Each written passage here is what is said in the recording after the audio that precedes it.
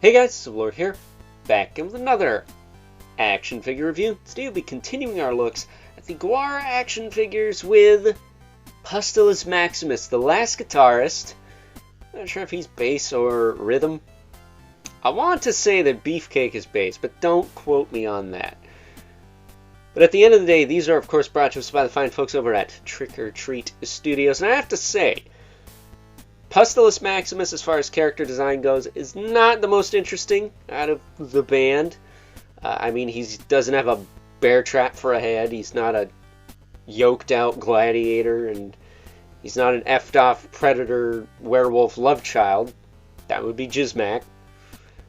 But he is still pretty cool looking. I mean, really, he just looks like he's made out of muscle tissue, and that's pretty wild. And I mentioned he kind of looks like burnt Spawn. Very much before that was a thing, because, well, GWAR came out, I want to say, again, in the 80s, but don't quote me on that. And not for nothing, the OG Pustilus died years ago. Like, in the early 2010s. I think they, for the most part, kept the name. But again, don't quote me on that either. I'm just going by the name on the box. So, as far as his accessories go, when we cut right to the meat and taters of this review and get into that, he does have a spear and a sword, or a little dagger of some kind, which is cool, I guess.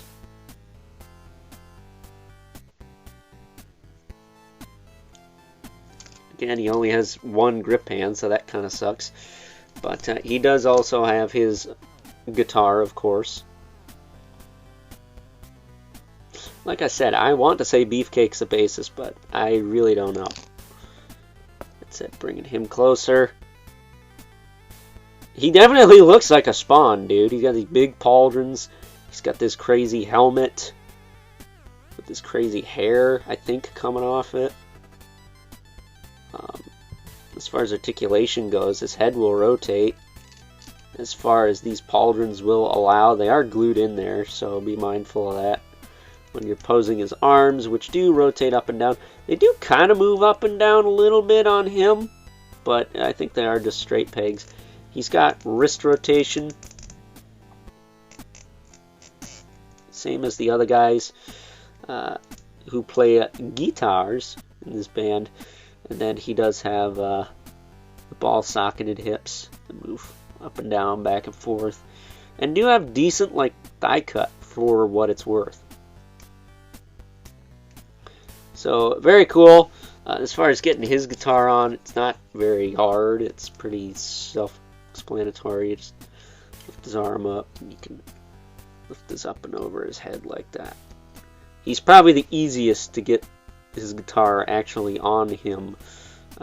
So much so you don't even need that nylon band to really do its thing. You just wrap it around him, and then there you go. You're ready to rock. Very cool. I'm so glad they gave the guitarists their guitars.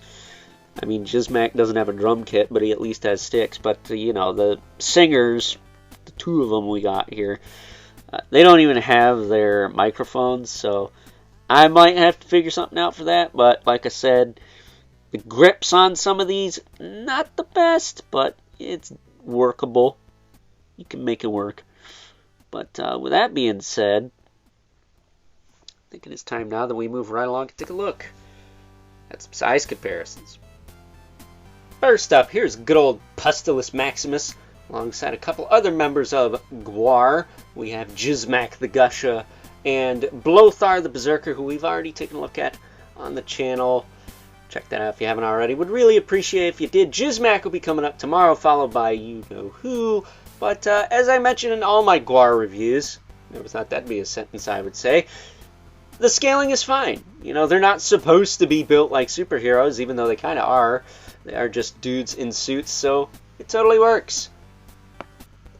Getting these two out of the way, though, so we can make way for our two regulars, the Mythic Legion's brother Diblith, whose mace fell apart, because of course it did.